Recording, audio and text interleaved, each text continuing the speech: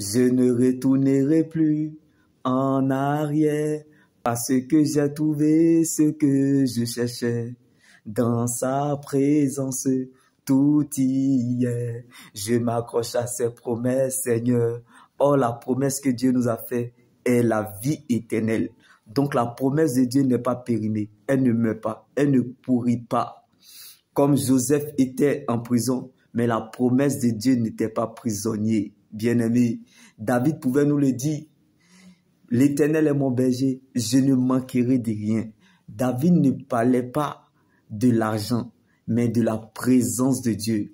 Car la vraie joie dans le Seigneur Jésus et la véritable stabilité d'un véritable enfant de Dieu ne dépend pas du confort ni du climat extérieur, ni de ce qu'il a dans ses poches ou dans ses mains, mais de la présence de Dieu dans le coffre de son cœur.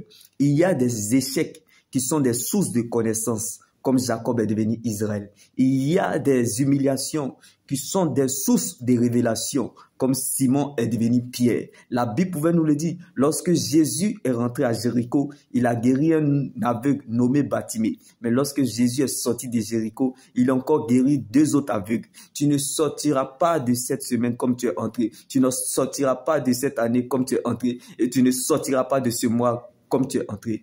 Quelqu'un quelque part, mon Dieu le visite.